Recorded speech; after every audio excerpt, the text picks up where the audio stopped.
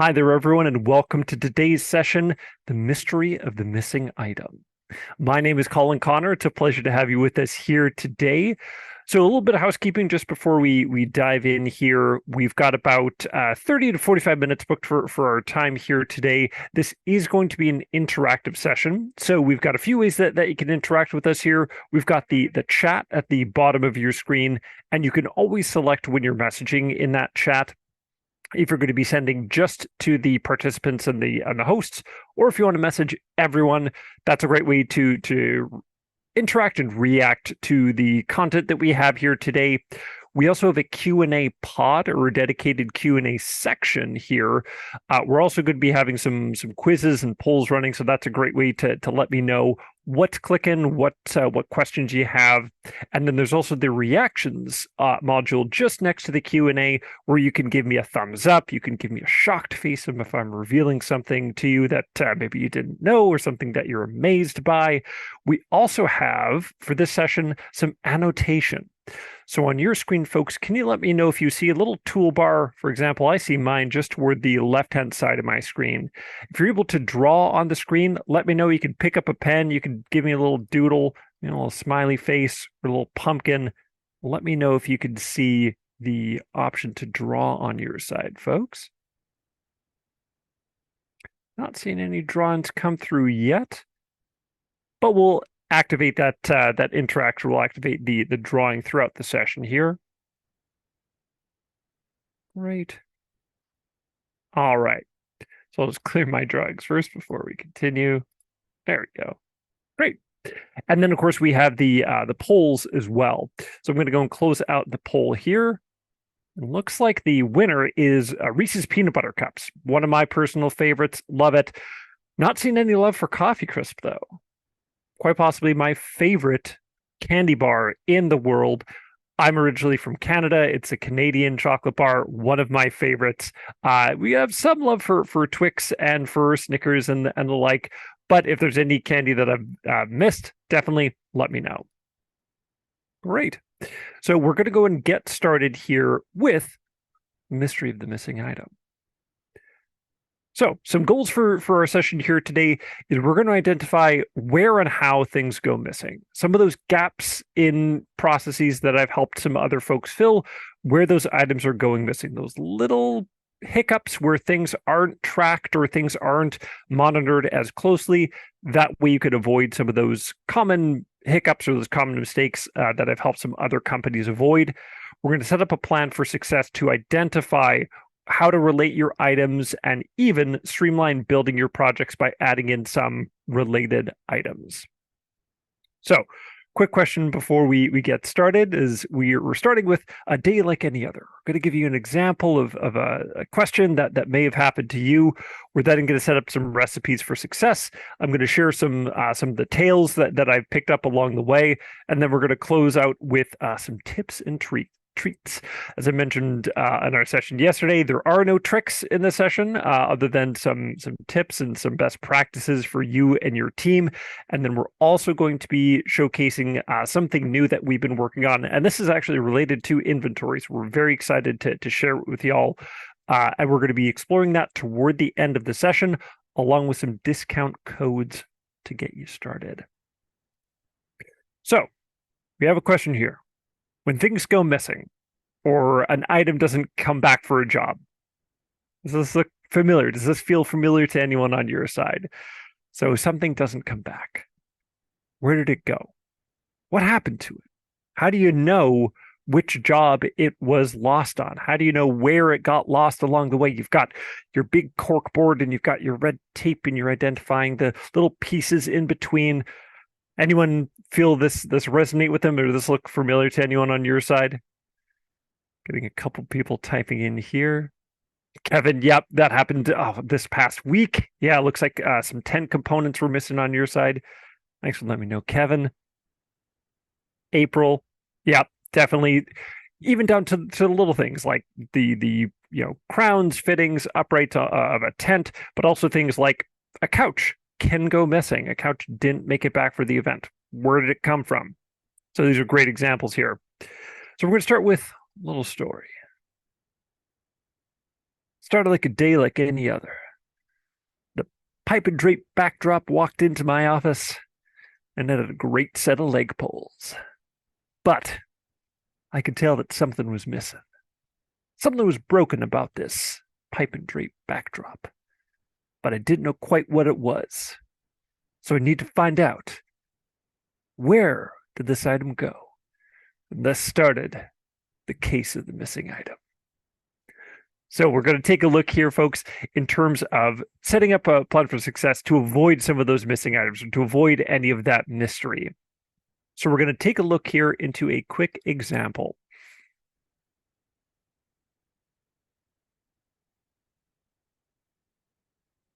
Great.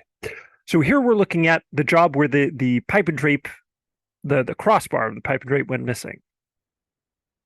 Taking a look here, what do folks think is the problem here? What do folks think might be missing from this pipe and drape backdrop? Go ahead, you can either type in on the chat on your side, let me know. Got a few people typing in.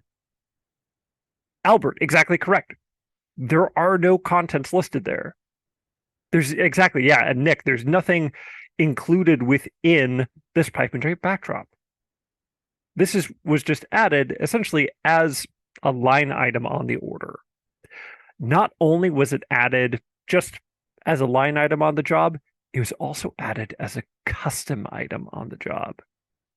So the salesperson just went, all right, add custom item, pipe and drape, ba-da-ba-ba-ba, and they just added it as a custom item. Custom items are very helpful for, quickly getting proposals out. They're useful when you're first getting started, but in the long run, you want to make sure that you're building these items into your inventory. So I've got a question for y'all here, another mystery for us to solve. What am I missing with custom items? What are you losing out on when you're solely using some custom items on your side? So when I use custom items, I won't see them on the pull sheets. Custom items don't appear on the pull sheets. Or custom items won't be able to track for conflicts. Custom items won't generate revenue or usage, or I'll need to manually recreate the items on my future job. So I'll always need to be typing in the name, typing in the description, typing in the notes whenever I'm using these custom items. So do we think it's B, C, and D? So they won't track for conflicts, they won't generate revenue or usage, and they won't, or y'all need to manually create them on my future jobs, or all of the above. So give folks another couple seconds here to get their votes in. And close the poll in 5, 4, 3, 2, 1. So we're going to end the poll here. So it looks like most folks thought B, C, and D. They won't track conflicts, won't generate usage or revenue, and you'll need to manually create them. That is absolutely correct. Custom items will still show on the pull sheets. You'll still see them from the back end, but you're not able to use them to track for conflicts. You're not able to generate revenue or usage reports, and you're needing to manually recreate them each and every time you're working on a job. So on your side, take a step back. Think of some of your recent jobs. Were you manually adding custom items to those jobs? Were you only adding custom items? That is a clear sign that those items need to be built into your inventory, even if you always subrent them, or even if you're maybe don't have them all the time. Building in those products to your inventory is going to save you so much time on putting your projects together. It's going to ensure that you can track some revenue and usage reporting on your side, and also make sure that you've got the conflicts tracked, especially if that is something that you have contained within them. Cool. Great. So we've got the pipe and drape backdrop. Is that a custom item? And as you're correct, Nick and Albert and Frank as well, there was no content. So there's nothing included within it. So I'll show you an example of how we can set this item up. I'm just going to jump into this other example here. Great. So here's where we can see an example of how we should set up these pipe and drape backdrops on our side. So we can see that we've got the contents listed out just below that item. And we can also see, for the pipe and drape assembly, we need 2 base plates, 2 uprights, and a crossbar. Pretty easy. So the best way that you can set this up and ensure that when you set this pipe and drape assembly out on a job, or I know, Mark, this came up yesterday in our previous session. How can I ensure that a dolly is always included when I send out my larger lounge furniture sets? Or when we're building something like a tent, how can I ensure that all of those items are going along with it? This is where we're going to come into the package, edit the item, click into relations up here in the top right, and it's under relations and contents. This is going to be the most important part of setting up that relationship. Now, to say it another way, or to give you an example, under a package's contents, these are things that need to go along with this item in order to make it happen, so to speak. So, for example, I can't offer you a pipe and drape backdrop without 2 base plates, 2 uprights, and a crossbar. If I'm missing one of those components, it's literally going to fall apart. Or, the fittings or the pipe structures, anything else that needs to go along with that package, make sure that's added under contents. Another way to say it is think of the package's contents like the skeleton. These are components that we need to have going along with the job in order to fulfill our part of the bargain, or to ensure we can build that tent, or when we're giving out a staging package, we need to make sure that we include the couch, the table, any of those components that need to go along with it. So that's why it's important to include the package's contents. And the beauty of building in the package with its required parts here, folks, is that's going to ensure that you're going to get any conflict detection to let you know, can we offer this pipe and drape assembly with the requirements from its different parts. So we've got the package with its contents. That's one of the first mysteries that we've solved here in terms of what was missing, what didn't go along with the job. One important thing that I will mention here, folks, is when you're building the packages, you can always select to mark them as auto hide. So that way, for example, if you don't want the client to see how the sausage is made, or how the tent is constructed, or in your case, Mark, the dolly that you wanted to include, you could always choose to auto hide those contents, making sure that the client doesn't see them on your side. They will still, of course, appear on your pull sheet for yourself and the rest of your team, letting them know what they need to bring on their side. Cool. So we've got the package with its contents. Another way that we can save some time, or set up some best practices for your team to avoid any surprises, is another way of relating items together. So here I've got this rustic banquet table. If I click this little gray box here, I can see the tablecloths that could go along with it. I can even see the quantities that are available, so that way I can pick the one that's available here and choose to nest it within the item. That's going to ensure that when I'm building these jobs, or especially when I'm listing this item on my website, it's going to be easy for the client to know which tablecloths go with which table. It's also going to save me time on training up my team to let them know what goes with what, or which items can we use for upsell or add-ons. One of the most important differences between a package's accessories, or package's contents, and an item's accessories is the way that we think about conflicts. So as I was touching on before, we need a base plate, an upright, a crossbar. We need to have all of those components in order to offer this pipe and drape assembly. I don't necessarily need a tablecloth to go along with this table. It'll be great if it's available, but it's not going to make or break my ability to offer this item to the client. So the primary difference is thinking of where items are going to be available. So if we click into this item, pencil icon, relations. So under relations and accessories here, This is where we can see those optional add-on items or those upsell items. So the different type of tablecloths that could go along with the order or go along with this table, or if you're offering something like an upsell item for some of your speaker packages, you can always add those add-ons as accessories.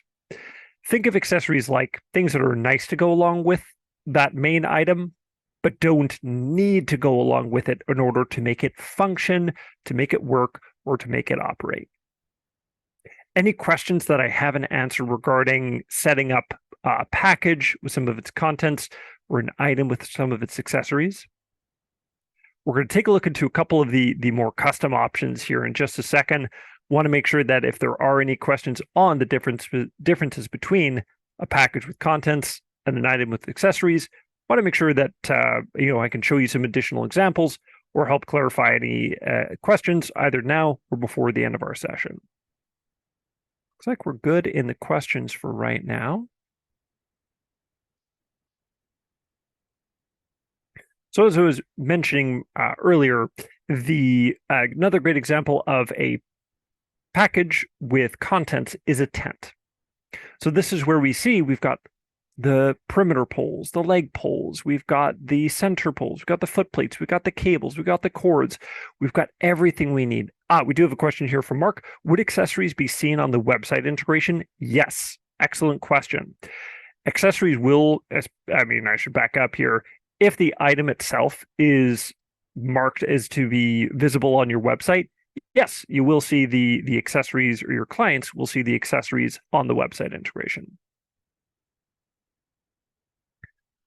So here we've got the tent package with all of its contents.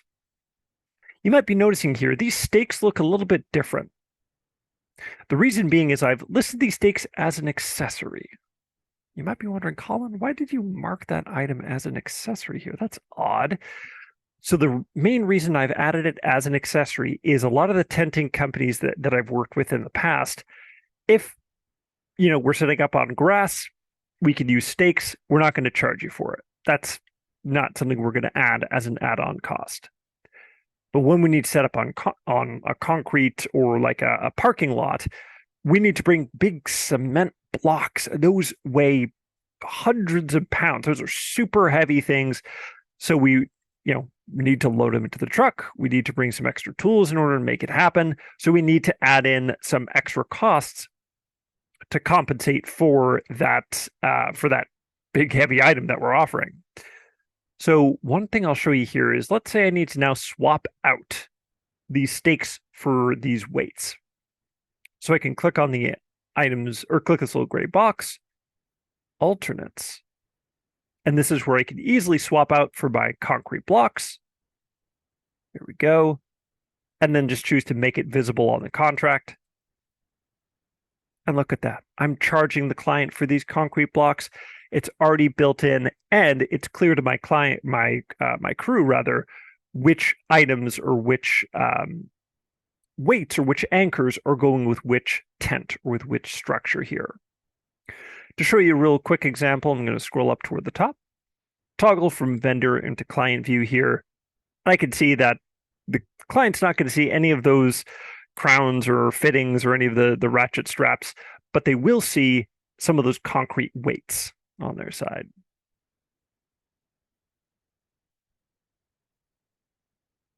Great. So we've got the package with not only contents, but with those optional accessories. One of the most important things to keep in mind here is that package contents, even if they're shown to the client, won't increase the price, or they won't update the price.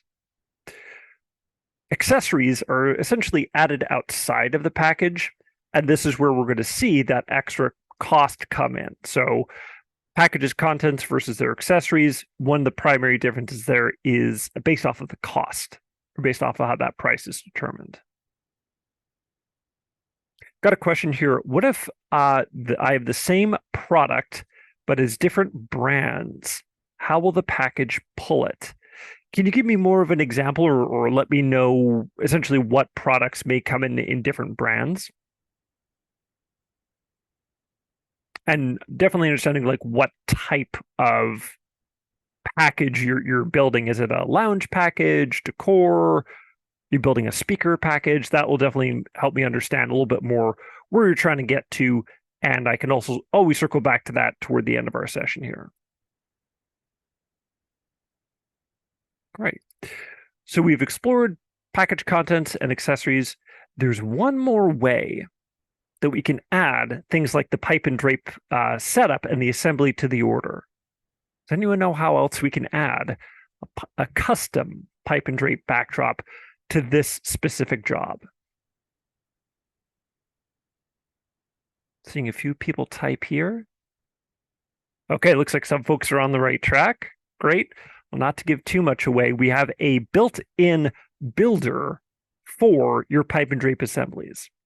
This is especially useful when you have the pipe and drape backdrops that may differ in size or in shape or might be customized on a job-by-job basis. So to generate or to launch the pipe and drape builder, super easy. Just click to add a custom item. You're probably thinking, whoa, Colin, I thought you said we shouldn't use custom items. Hold on, folks. We'll get in there in just a second. So I'm going to add in my 8x10 pipe and drape backdrop.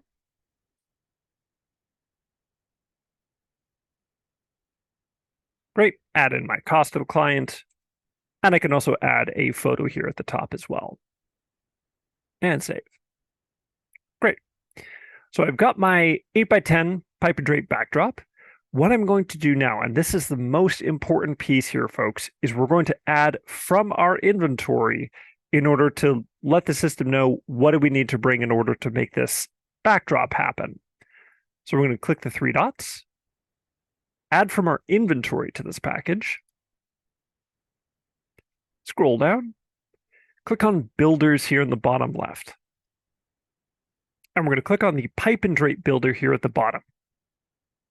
So this is where I'm going to put in essentially the dimensions. I'm going to put in, for example, it's going to be 8x10, and then we can put in the other specifications here, if it's going to be single or double, straight or curved, and the like.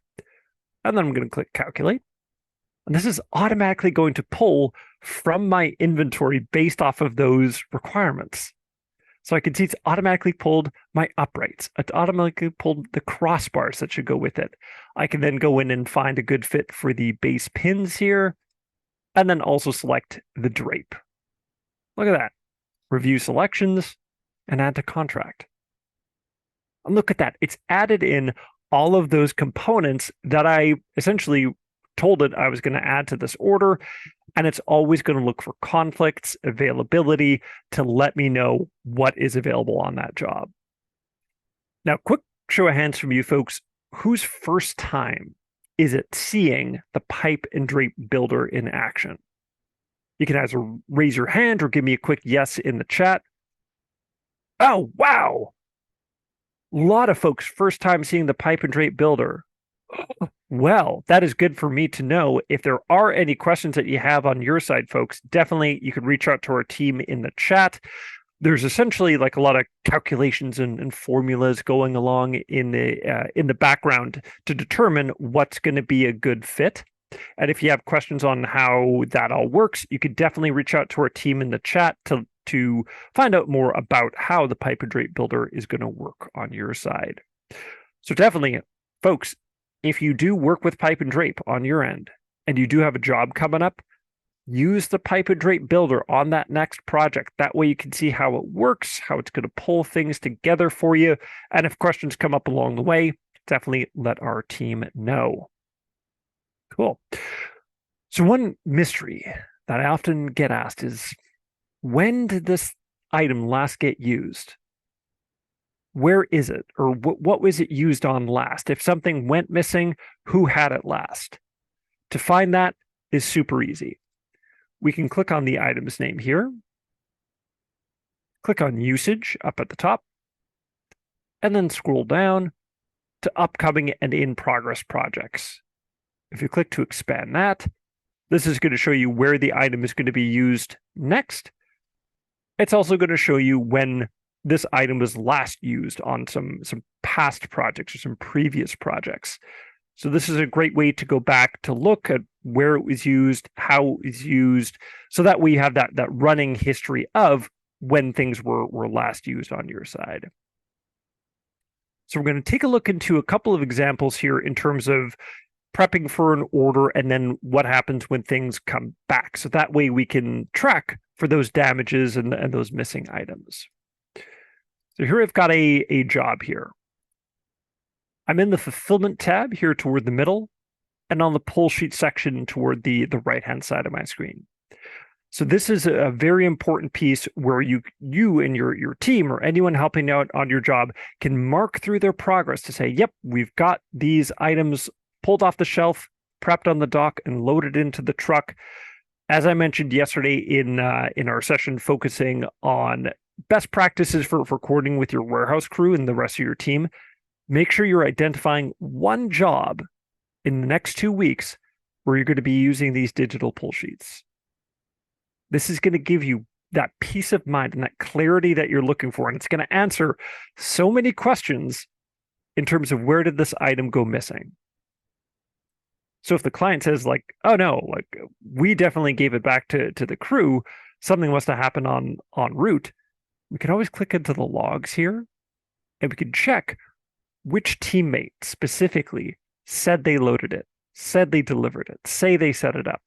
This is going to give you that dedicated accountability or that specific ownership of who did what and when. That way, if things don't go as planned, you could always circle back with that specific teammate. So we've got the fulfillment tab here under the pull sheet. We're now going to focus on checking items back in or receiving those items back in. So I can click on the check-in tab here toward the right. And I can see that most of these items have been checked back in. So one of the things that we're seeing here is that at the end of the project's timeline, so at the very end of the job, items are automatically going to be checked back into your inventory. One quick question I always like to ask folks is where can I see what the end of that timeline is? So I'm just going to turn on the annotation here one more time. And folks can draw on the screen. It should be a little toolbar on your side. Let me know in the chat if you're not seeing that on your end. But go and draw for me where you feel is the best way to track or best way for you to see when the end of this project is going to be. Give folks just another couple seconds here to draw in, and I'll let folks know.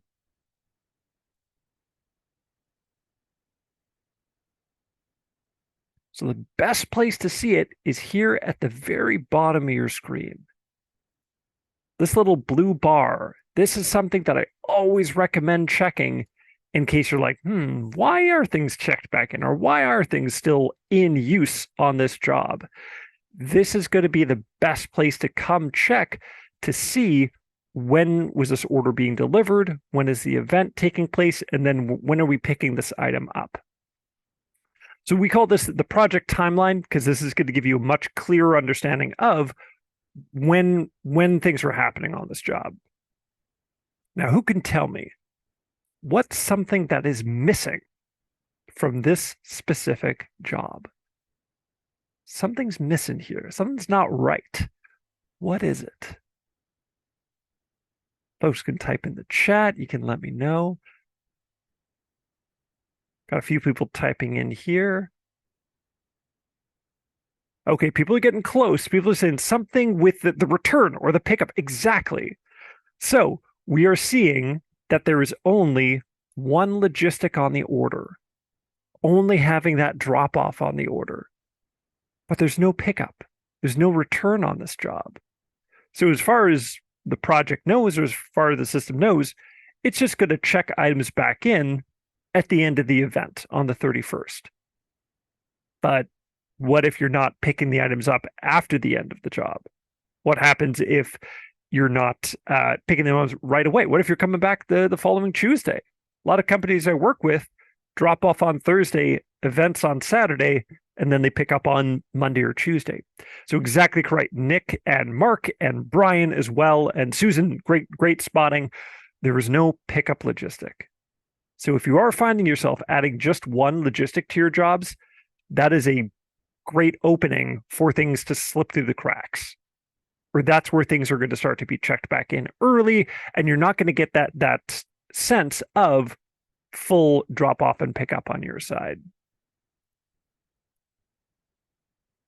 So if we take a look here down toward the very bottom, we can add an additional logistic here. I'm just going to go into my standard delivery. And this is where we can say, okay, we're not picking these items up today. We're going to go and add it or pick it up on Saturday or on Friday, for example. Perfect. So now we have a much clearer understanding of when are we going to be dropping off these items? When is the event itself taking place? And then when are we picking up these items? It is always going to be vital that you had 2 logistics per project, one for drop off and one for pickup.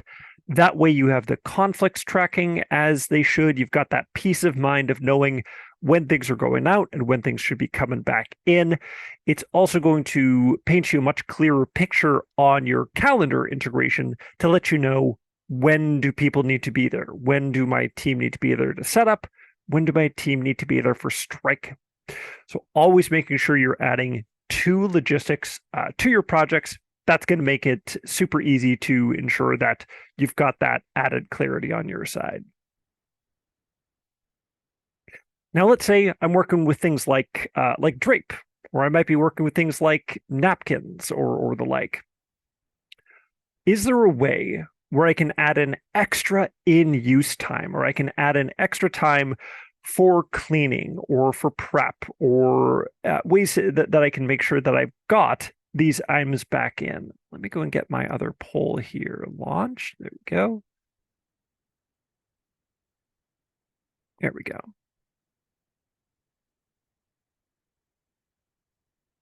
Oh, I'm just going to stop this poll. There we go. There we go. All right, so we've got another poll running here, folks.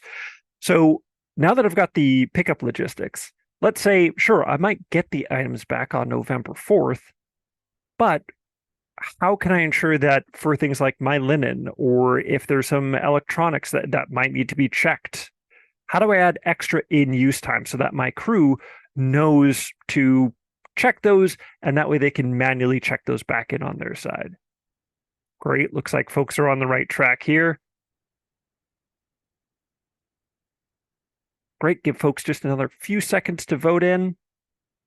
3, 2, 1. All right, we're going to end the poll here. So it looks like most folks are correct. We're going to go and add project or inventory buffers. So buffers can either be added to the specific project itself. Just going to clear my drawings here.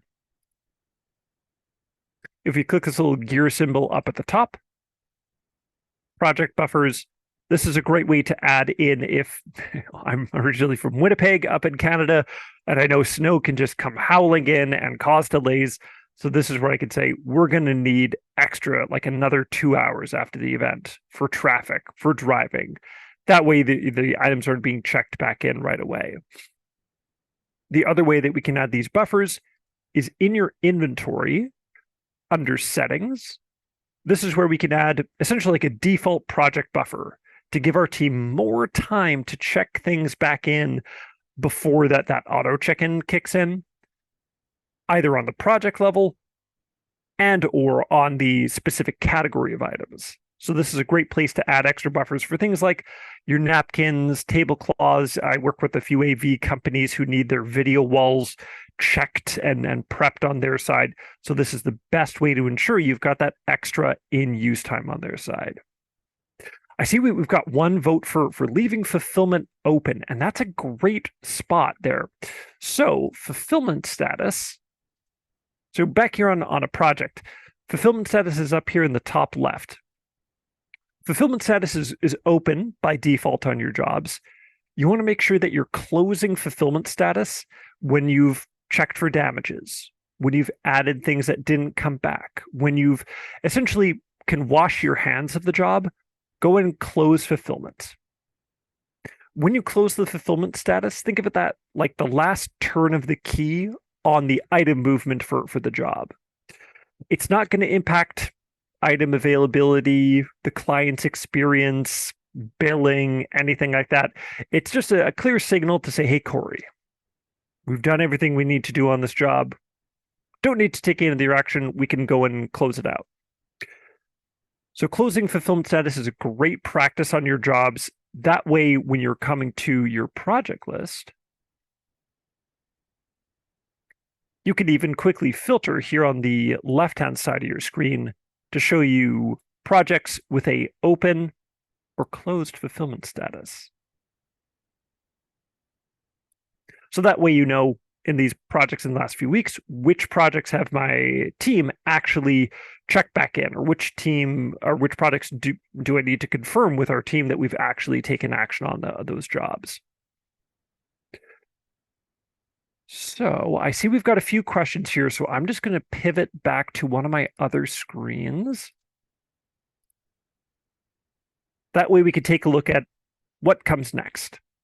What tasks should we essentially queue up for our next couple weeks? So one of the best ways that I can recommend getting some feedback or putting some of these best practices into your diet is get instant reporting from your project list. The way that we can do that is I'm just going to shift back into my project list here. Click to edit your columns up in the top right, and you can minimize the Zoom window and just follow along with me. Or if you're watching the recording, you can pause here. But on your project list, click Edit Columns, Fulfillment. Go and span that. I'd recommend adding in fulfillment status, and having pull sheet is always a great recommendation. That way you know where your team is at in terms of fulfilling some of these orders. Generally, I see fulfillment status and the pull sheet next to each other. I'd also recommend logistics summary. The reason why I'd advise that is I'm just going to move them nice and close together here. This is going to make it easy for me to see where my team is at in terms of preparing for this job. When it's done, have we closed the fulfillment status? And also, did I remember to add 2 logistics to the project? This is going to make it crystal clear which jobs, what action your team may need to take. So when we're off the call here, or if you're following along, the pull sheet status, fulfillment status, and the logistics summary, those are the 3 main ones I would recommend adding to your project list. That's going to give you much more clarity and much more easy insight in terms of where these jobs stand. The other task I would recommend is ensuring that all projects have that closed fulfillment status and 2 logistics per project, especially when they're done or they're wrapped up. This is going to give you that peace of mind to give you that and avoid any of those mystery questions of where did this item go? How did things go missing? This is going to give you that clarity that you're looking for. So folks, I know that we've got a few questions here. I'll share some of the treats that I promised earlier on the call here today. So we've got a few queued up for you here, folks. So by the end of today, this coupon code will expire. So you could use the code SPOOKY20 to save 20% on any new annual subscriptions. So this is the perfect time to add those crew members, add those teammates to make sure that they are building those relations like you want. They're tracking their progress. You can get that added clarity, and you can save a whopping 20% on any of those annual subscriptions. Typically, you would just get a free month with annual subscriptions, but we upped that for 20% because this is my favorite time of the year, and I want to make sure we can celebrate accordingly. The other thing I'll mention here is you can always get a $100 referral bonus to anyone in your area who's looking to up their game and take advantage of some of these resources that we shared here in terms of tracking their items more specifically, avoiding that loss of missing items, and solving some of those mysteries that come up on your side. One of the last things I'll share from my side just before we dive into some of these questions is we related to inventory and some of the options that we explored here. We do have something rolling out quite in the near future here. Not going to give any specific dates, not give too much away, but an ability to be able to more quickly edit inventory on your side. So I'm going to go and get an example pulled up here. Great. So here we've got an example of some of my test items in my inventory. So let's say I bought 5 more chairs of this item. You just click the quantity, up it to 35, and save. I could always quickly update the tax types or add some new tags here. Say this is good if you're boho. Save that.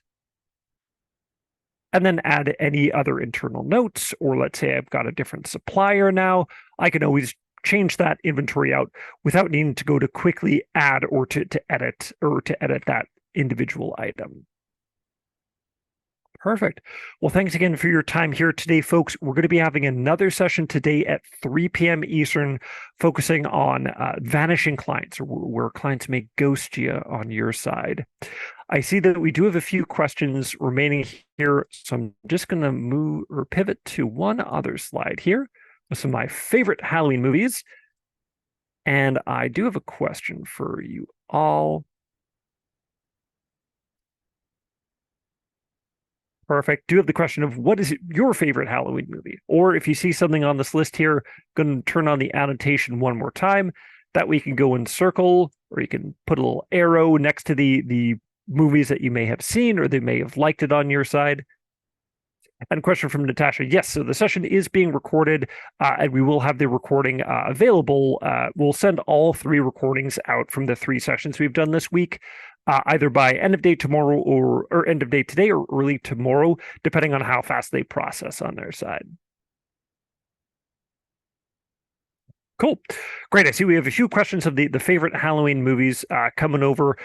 The ones I have on my list are definitely ordered by like least scary or like funny, spooky, to getting into like the pretty heavy stuff. So let me know if there's a favorite movie you have on your side. Looking forward to seeing what folks have to say. I'm going to keep the recording going for another couple minutes while we take a look at some of these questions here. So, question from Mustafa. We have subs that are QSC and JBL, so they're sound in a sound package. If I add only QSCs, will it add a conflict when I still have other subs available? Great question, Mustafa. This is another style of relationship that we have here. So I'm just going to pivot back to this other screen. Just going to get back into my inventory here.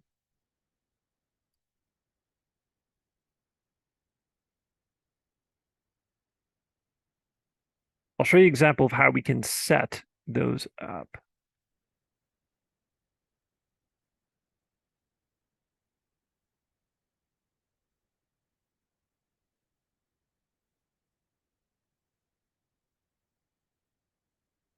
Right.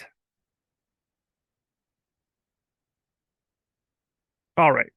So, Mustafa, on your side, we've got our inventory here, and I can see I've got essentially like a few different serial numbers or a few different model numbers of the of my Sony gray speakers. So I've got my X11s. So you might have your QSCs and you might have your JBLs as different units.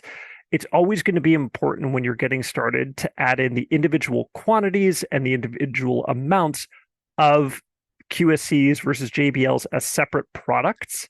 That way you'll be able to more specifically track for conflicts. Once we have those individual units built, what we're going to do is just go and check little boxes next to those items. And we can click the create pool item up here in the top right. And this is where we're essentially going to put them all together under a wrapper to say, do we have enough subs available? We'll then be able to pick which unit or which model number is going to go along for the job. So just for the sake of time here, I'm going to pool these together, save and close, and then we'll take a look at that on a job.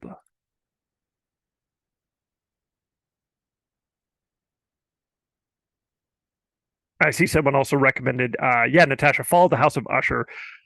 Boy, howdy, that was a hoot. I love all of Mike Flanagan's horror anthologies that he's been doing, and this was definitely the most fun and a little silly, which I always appreciate. All right, so we're gonna go Pro Audio, Sony great speakers. Great. So right here, we're going to say I'm going to add 15 gray speakers. Client doesn't particularly need to know, or I don't think that a layman would be able to identify, like, oh, I ordered a QSC and I got a JBL instead. I'm outraged. This is where pools are going to come in handy, because this is going to allow you to identify or choose which unit, which serial number, which model. This is also where I see a lot of tenting companies as well using condition as a pool. So that way, if you have like a very nice, new, clean 10 by 10 tent, and then one that's a little more deteriorated, you might have a grade A, B, and C tent. The client just needs to know that they're getting a 10 by 10 tent, but you can always choose the grade that's going along with it. So we've got the speakers here. Click into fulfillment. And this is where I can click these three dots, manage pool members. So this is where I could say, no, actually, you know what? I don't want to add this specific model number or this specific unit. I want to add some of these instead. And that's going to swap those details out. And Mustafa, let me know if that helps answer your question on your side. Happily to, or will gladly circle back after the session here if there's anything else that I may have left unanswered here. Got a question from Nick. Is there a way to do this missing item thing with a large quantity of inventory, such as glassware, flatware, etc., especially on check-in? So let me pull up an example here for you, Nick.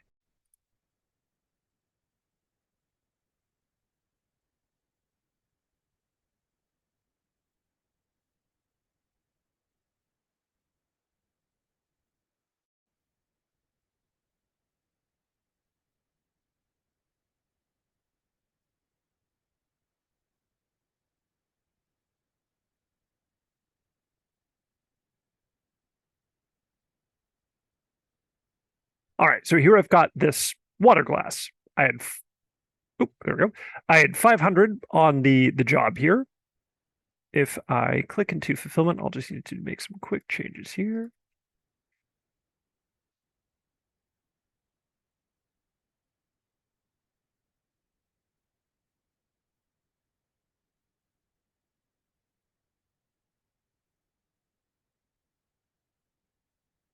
So let's say that this auto check-in has automatically taken place on my side, but only half of these 500 glasses came back. So what I could do, just quickly update it to 250, or add them to the set aside section here to say 250 were marked as set aside. We could say like broken during event. There we go.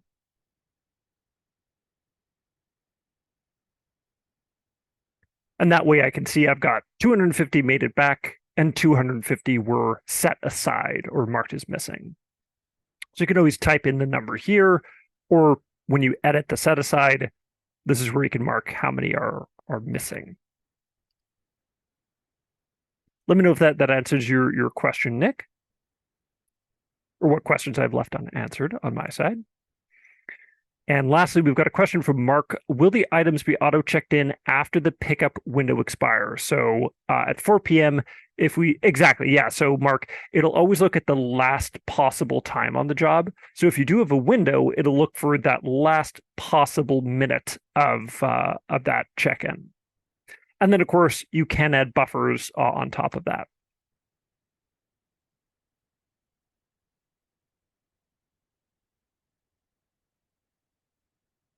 And question from Nick. Nick, does checking in items permanently affect inventory numbers? So the good news is, Nick, it's essentially going to take this 250 and put them in timeout. So let's say I had 1,000 of these glasses in my inventory. I can now only rent out 750 without generating a conflict. You'll still see that you've got 1,000 in your inventory, but you're going to see that 250 are set aside. I'll show you an example here.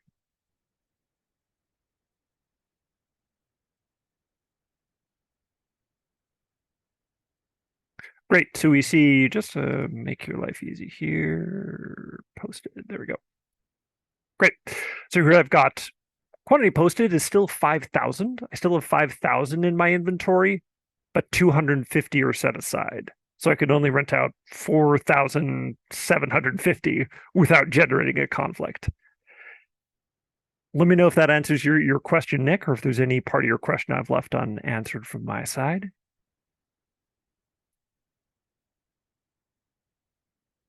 Oh, Mark, excellent question. If we rent glassware by the rack, 25 units per rack, do we need to create relations to have the units in inventory and then create packages for the 25?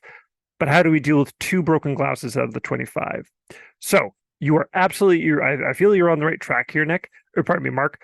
What you'll do on your side is you still want to build, for example, these Opus wine glasses.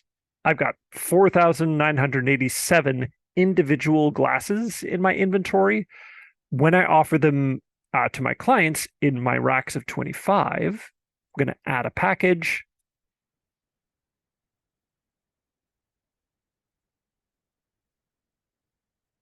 Of course, you can always go back and add the description and the notes, but we can add in the categories here.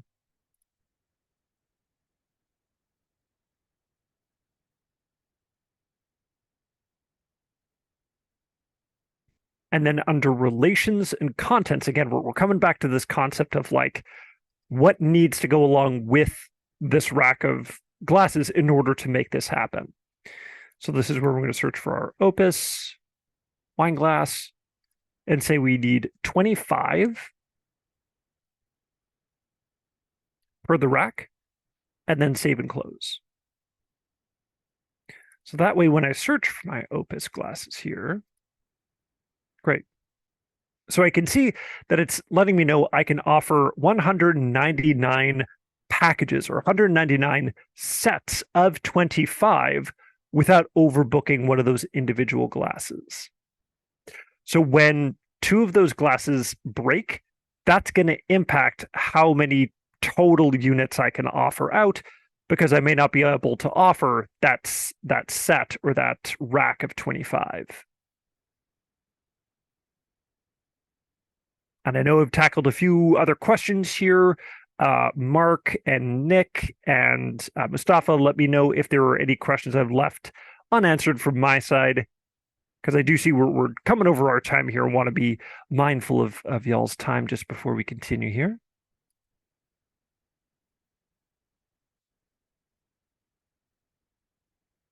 But some great questions from y'all. These are excellent.